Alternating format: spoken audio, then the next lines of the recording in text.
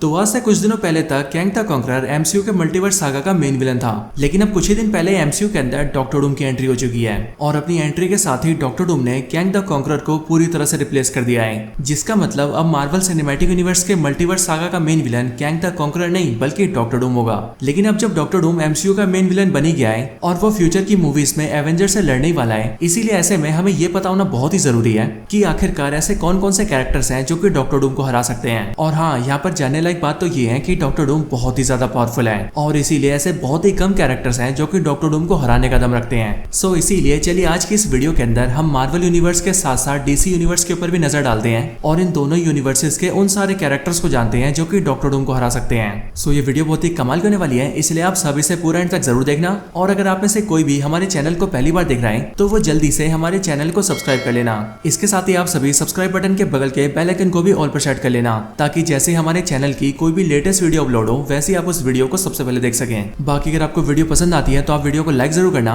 और अगर आप सभी डॉक्टर डूम को कॉमिक्स के अंदर देखना चाहते हैं तो उसके लिए आप सभी मुझे कमेंट्स के अंदर बताना। अब ये तो आप सबको पता चली गया है कि एमसीयू के अंदर टोनी स्टार्क ही डॉक्टर डूम बनने वाला है। सो इसीलिए अगर ऐसे में आप सभी ये जानना चाहते हैं कि आखिरकार ऐसा कैसे होगा और टोनी स्टार्क जैसा सुपर हीरो डॉक्टर डूम जैसा विलन कैसे बनेगा, तो उसके लिए मार्वल वालों ने आज से काफी साल पहले एक कॉमिक निकाल रखी है और उस कॉमिक सीरीज का नाम है what if iron man demon in an armour. और इसी वाली कॉमिक सीरीज के अंदर हमें अच्छे से दिखाया गया है कि अपना हीरो टोनी स्टार्क आखिरकार कैसे डॉक्टर डूम जैसा विलन बन जाता है। अगर आपको इस कॉमिक की स्टोरी जाननी हो तो आप मुझे कमेंट्स के अंदर जरूर बताना। ज्यादा लोग कमेंट करेंगे तो हम इसके ऊपर जरूर वीडियो बनाएंगे। तो फिर चलिए अब हम इन सारी बातों को साइड करते हैं एंड आज की इस कमाल की वीडियो को स्टार्ट करते हैं।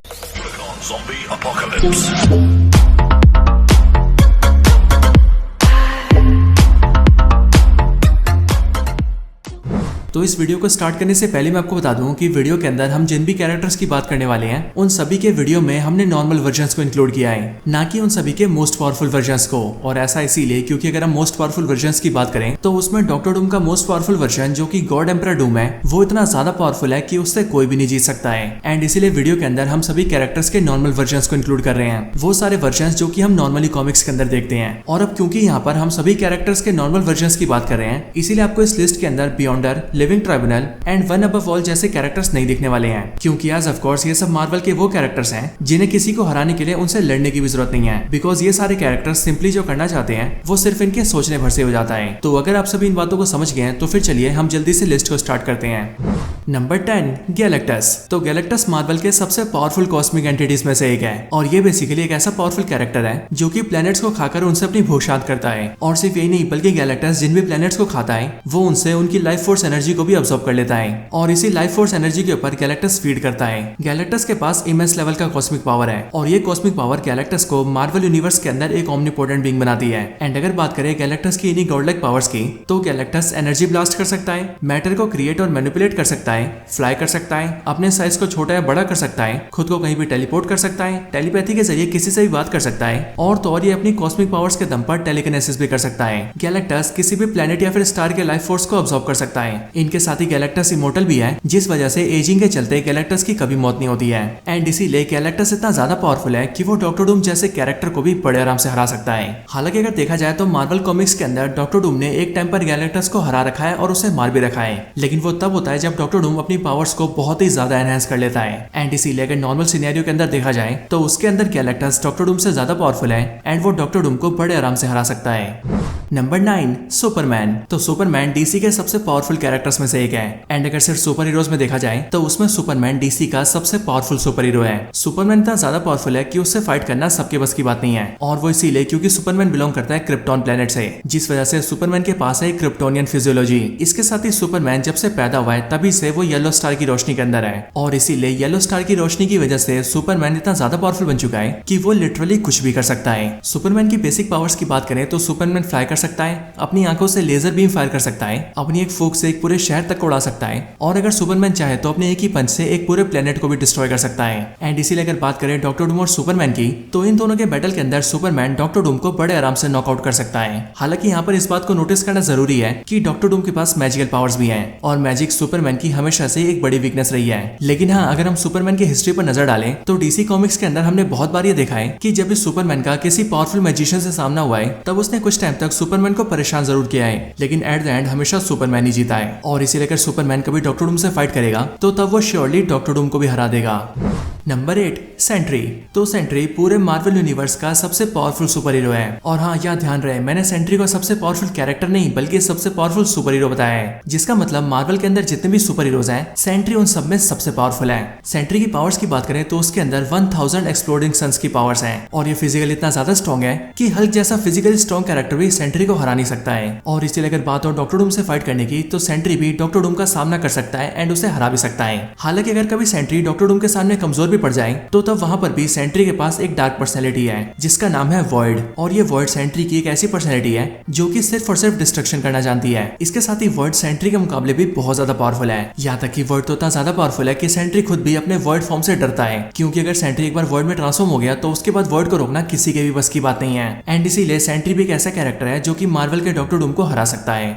Number 7 doctor Manhattan. तो डॉक्टर जोनाथन ऑस्टरमैन यानी कि doctor Manhattan entire DC universe के one of the most powerful character हैं। डॉक्टर मैनहट्टन इतने ज्यादा पावरफुल है कि डीसी यूनिवर्स के अंदर उनकी पावर्स किसी गॉड के बराबर मानी जाती है। एंड अगर हम डॉक्टर मैनहट्टन की पावर्स की बात करें तो डॉक्टर मैनहट्टन इलेक्ट्रोकाइनेसिस कर सकते हैं, डायमेंशंस में ट्रेवल कर सकते हैं, टाइम में ट्रेवल कर सकते हैं, एनर्जी को क्रिएट और मैनिपुलेट कर सकते हैं, हवा में फ्लाई कर सकते हैं, फोर्स फील्ड क्रिएट कर सकते हैं, वो मैजिक को परफॉर्म कर सकते हैं, मॉलिक्यूल्स के स्ट्रक्चर को चेंज कर सकते हैं और यहाँ तक कि डॉक्टर मैनहट्टन चाहे तो एलिमेंट्स को भी कंट्रोल कर सकते हैं। इन सब के भी ऊपर डॉक्टर मैनहट्टन इमोर्टल है, इसीलिए डॉक्टर मैनहट्टन के सामने चाहे कोई भी आ जाए लेकिन वो कभी भी डॉक्टर मैनहट्टन को हरा नहीं सकता है। जिस वजह से अगर देखा जाए तो डॉक्टर मैनहट्टन डॉक्टर डूम के सामने भी काफी ज्यादा पावरफुल है, विच मीन्स वो डॉक्टर डूम को भी बड़े आराम से हरा सकते हैं। नंबर 6 घोस्ट राइडर। तो घोस्ट राइडर की पावर्स के बारे में तो सभी जानते हैं कि ये कितना ज्यादा पावरफुल है। घोस्ट राइडर बेसिकली एक स्पिरिट ऑफ वेंजेंस है और ये स्पिरिट ऑफ वेंजेंस और कोई नहीं बल्कि मार्वल का बहुत ही पावरफुल डिमोनिक एंटिटी ज़ेराथोस है, जो कि मार्वल यूनिवर्स के अंदर अलग अलग होस्ट चुनता है एंड उनसे बॉन्ड होकर क्रिएट करता है घोस्ट राइडर को। घोस्ट राइडर की पावर्स की बात करें तो घोस्ट राइडर के पास है हेल फ्लेम की पावर्स और इस फ्लेम से घोस्ट राइडर किसी को भी जला सकता है। इनके अलावा घोस्ट राइडर फिजिकली बहुत ही ज्यादा पावरफुल है और अगर हम घोस्ट राइडर की फिजिकल पावर्स को कंपेयर करें तो घोस्ट राइडर अपनी फिजिकल पावर से हल्क तक को बीट कर सकता है। यहाँ तक कि मार्वल कॉमिक्स की world war Hulk story line के अंदर जब हल्क अपने सबसे गुस्सैल फॉर्म में था तब उस टाइम पर भी घोस्ट राइडर ने हल्क को अपनी जंजीरों से बांधकर पीटा था और ये चीज इस बात को साबित करती है कि घोस्ट राइडर फिजिकली भी कितना ज्यादा पावरफुल है। हालांकि इनके साथ ही घोस्ट राइडर के पास और भी बहुत सारी पावर्स हैं, जैसे कि इससे फाइट करना भी बहुत ज्यादा मुश्किल है, ये अपनी फायर से किसी को भी जलाकर खाक कर सकता है और अगर गलती से घोस्ट राइडर को थोड़ा सा नुकसान हो जाए तो उस टाइम पर भी वो खुद को बहुत ही तेजी से हील कर सकता है। और इसीलिए अगर देखा जाए तो घोस्ट राइडर भी एक ऐसा कैरेक्टर है जो कि डॉक्टर डूम जैसे विलन से फाइट करके उसे हरा सकता है। Number 5 Batman. तो बैटमैन यानी कि ब्रूस वेन सिर्फ एक नॉर्मल ह्यूमन बीइंग है, लेकिन इसी ब्रूस वेन ने खुद को ट्रेन कर करके खुद को इतना ज्यादा कामयाब बना लिया है कि वो अपनी फिजिकल बॉडी के साथ साथ अपने दिमाग के ऊपर भी पूरी तरह से कंट्रोल कर चुका है और इसीलिए बैटमैन बड़े आराम से किसी भी चैलेंजेस का सामना कर सकता है। बैटमैन पूरे डीसी यूनिवर्स का वो कैरेक्टर है जिससे अगर प्रॉपर तैयारी के लिए टाइम मिल जाए तो वो किसी की भी बैंड बजा सकता है और ये सब हमने डीसी कॉमिक्स के अंदर बहुत बार देखा हुआ है। यहाँ तक कि डीसी कॉमिक्स के अंदर हमने ये भी देखा हुआ है कि बैटमैन ने सारे सुपर विलन से लेकर सुपर हीरोज तक सभी को हराने का इंतजाम कर रखा है। इसीलिए अगर कल को कोई सुपर हीरो भी बेकाबू होकर दुनिया के लिए खतरा बन जाए तो बैटमैन उसे भी बड़े आराम से रोक सकता है। डीसी यूनिवर्स के अंदर बैटमैन सुपरमैन के मुकाबले कुछ भी नहीं है और सुपरमैन चाहे तो सिर्फ अपनी फूंक से ही बैटमैन को खत्म कर सकता है। लेकिन तब भी जब जब डीसी के अंदर सुपरमैन और बैटमैन का सामना हुआ है तब हर बार बैटमैन ने सुपरमैन को बहुत ही गंदा पीटा है। यहाँ तक कि सिर्फ यही नहीं बल्कि अगर बात करें डीसी के डार्क साइड की तो बैटमैन के पास डार्क साइड जैसे विलन को हराने का भी प्रॉपर इंतजाम है एंड डीसी कॉमिक्स के अंदर वो एक बार उसे हरा भी चुका है। और इसीलिए अगर कभी बैटमैन को डॉक्टर डूम को हराने की जरूरत पड़ी तो उस टाइम पर भी बैटमैन कभी भी पीछे नहीं हटेगा एंड वो किसी न किसी तरीके से प्रिपरेशन करके डॉक्टर डूम को भी हरा ही देगा। Number 4 Franklin Richards. तो फ्रैंकलिन बेंजामिन रिचर्ड्स बेटा है मिस्टर फैंटास्टिक और सोस्टॉर्म का। फ्रैंकलिन मार्वल का एक ओमेगा लेवल म्यूटेंट है एंड इसे इसकी म्यूटेंट पावर्स बाय बर्थ ही मिल गई थी। फ्रैंकलिन रिचर्ड्स बचपन से इतना ज्यादा पावरफुल है कि ये जब बहुत ही छोटा था तभी से ये रियलिटी रैपिंग जैसी एबिलिटीज को भी यूज कर सकता है। इसके साथ ही पूरे अर्थ में जितने भी म्यूटेंट्स हैं फ्रैंकलिन उन सभी में सबसे ज्यादा पावरफुल है। अगर बात करें फ्रैंकलिन की पावर्स की तो फ्रैंकलिन टेलीपैथी कर सकता है, टेलीकिनेसिस कर सकता है, पावरफुल एनर्जी ब्लास्ट कर सकता है, मैटर के मॉलिक्यूलर स्ट्रक्चर को चेंज कर सकता है, मैटर को मैनिपुलेट कर सकता है और यहाँ तक कि फ्रैंकलिन अपनी पावर से एक पॉकेट डायमेंशन को भी क्रिएट कर सकता है, यानी कि अपने आप में एक छोटी सी दुनिया। इन सब के अलावा फ्रैंकलिन फ्लाई कर सकता है, खुद को कहीं भी टेलीपोर्ट कर सकता है, अपने डुप्लीकेट्स क्रिएट कर सकता है, एस्ट्रल प्रोजेक्शन कर सकता है और यहाँ तक कि फ्रैंकलिन किसी और के दिमाग को भी कंट्रोल कर सकता है। फ्रैंकलिन इतना ज्यादा पावरफुल है कि पूरे मार्वल यूनिवर्स के अंदर बहुत ही कम ऐसे कैरेक्टर्स हैं जो कि इसका सामना भी कर सकते हैं और इसीलिए अगर फ्रैंकलिन के डॉक्टर डूम से फाइट करने की बात की जाए तो फ्रैंकलिन रिचर्ड्स डॉक्टर डूम को बड़े आराम से हरा सकता है। Number 3, dark side. तो डार्क साइड पूरे डीसी यूनिवर्स के सबसे पावरफुल विलन्स में से एक है। एंड अगर डार्क साइड की पावर्स की बात की जाए तो पावर्स के मामले में dark side literally over powered है। यानी कि डार्क साइड जितना ज्यादा पावरफुल दिखता है वो उससे भी ज्यादा पावरफुल है। डार्क साइड डीसी का एक न्यू गॉड है जो कि रूल करता है एपोक्लिप्स को। एंड डीसी कॉमिक्स के अंदर डार्क साइड को गॉड ऑफ इवल भी कहा गया है। डार्क साइड की पावर्स की बात करें तो उसके पास लिमिटलेस पावर्स है। यानी कि डार्क साइड इतना ज्यादा पावरफुल है कि अगर सुपरमैन जैसे कैरेक्टर भी डार्क साइड से फाइट करने आए तो वो भी डार्क साइड से शायद ही जीत पाएगा। इन सब के साथ ही डार्क साइड के पास एक बहुत ही पावरफुल लेजर बीम भी है जिसे वो अपनी आंखों से फायर करता है। और इसी लेजर बीम को डार्क साइड कहता है ओमेगा बीम। यानी कि इसका नाम ही ओमेगा बीम। और डार्क साइड की ओमेगा बीम इतनी कमाल की बीम है कि अगर डार्क साइड इसे एक बार किसी पर फायर कर दे तो ये ओमेगा बीम तब तक नहीं रुकती है जब तक ये अपने टारगेट को हिट करके खत्म ना कर दे। एंड इसलिए अगर देखा जाए तो डार्क साइड भी उन गिने चुने कैरेक्टर्स में से एक है जो कि डॉक्टर डूम जैसे फॉर्मिडेबल कैरेक्टर को हरा सकते हैं। नंबर 2, नल। तो नल मार्वल का एक एल्ड्रिच गॉड है जो कि डार्कनेस को रूल करता है। और सिर्फ ये नहीं बल्कि पूरे मार्वल यूनिवर्स के अंदर जितने भी सिम्बियोट्स हैं उन सभी को नल ने क्रिएट किया है। नल फिजिकली भी बहुत ज्यादा स्ट्रॉन्ग है। यहाँ तक कि नल तो इतना ज्यादा स्ट्रॉन्ग है कि वो अपने फिजिकल स्ट्रेंथ से हल्क और इवन हरकुलिस जैसे कैरेक्टर्स को भी टक्कर दे सकता है। नल की सबसे मेजर पावर की बात की जाए तो उसकी सबसे मेजर पावर है ऑल ब्लैक नेक्रो स्वॉर्ड। और ये ऑल ब्लैक नेक्रो स्वॉर्ड एक ऐसी पावरफुल स्वॉर्ड है जो कि ना सिर्फ बहुत ज्यादा पावरफुल है बल्कि इसके साथ ही इस नेक्रो स्वॉर्ड की वजह से नल को नुकसान पहुंचाना भी ऑलमोस्ट इम्पॉसिबल ही है।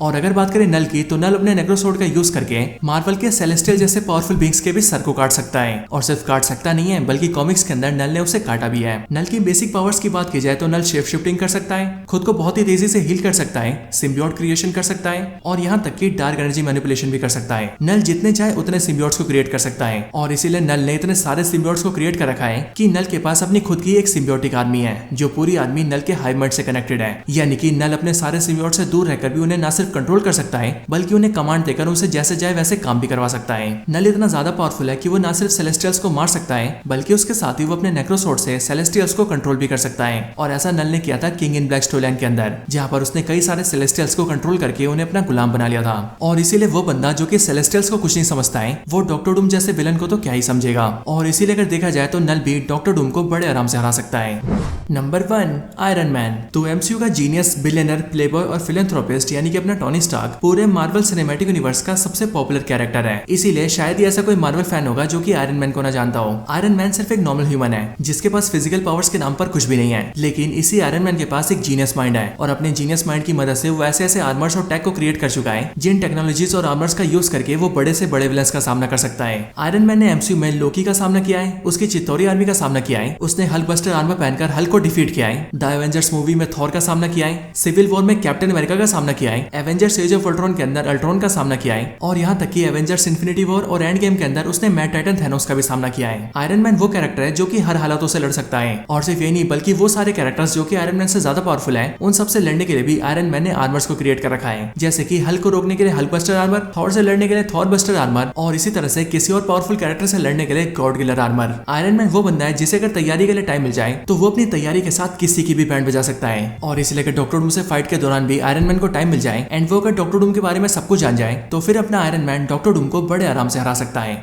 तो दोस्तों यही थी वीडियो टॉप 10 ऐसे कैरेक्टर्स के ऊपर जो कि डॉक्टर डूम को हराने का दम रखते हैं। वैसे आपको ये वीडियो कैसी लगी मुझे कमेंट्स के अंदर जरूर बताएं और अगर आप सभी का कोई और रिकमेंडेशन हो तो आप वो भी मुझे कमेंट्स के अंदर बता सकते हैं। बाकी जैसा कि मैंने वीडियो की स्टार्टिंग में पूछा था कि अगर आप सभी डॉक्टर डूम की कॉमिक जानना चाहते हैं और ये देखना चाहते हैं कि आखिरकार टोनी स्टार्क कैसे डॉक्टर डूम बन गया तो आप उसके लिए मुझे कमेंट्स के अंदर बता सकते हैं। अगर ज्यादा लोग कमेंट करेंगे तो हम इस टॉपिक को जरूर कवर करेंगे और इस टॉपिक के ऊपर एक बहुत ही अच्छी वीडियो लेकर आएंगे। लेकिन हाँ, अगर तब तक के लिए आप सभी हमारे चैनल की ऐसी और भी कमाल की वीडियोस देखना चाहते हैं तो उसके लिए आप सभी हमारे चैनल को चेकआउट कर सकते हैं क्योंकि वहां पर आपको हमारी वीडियोस के सारे कलेक्शन मिल जाएंगे। तो बस आज की इस वीडियो में इतना ही। इस वीडियो को यहीं पर एंड करते हैं। मैं मिलता हूँ आपसे ऐसी किसी और बेहतरीन वीडियो में। तब तक के लिए गुड बाय।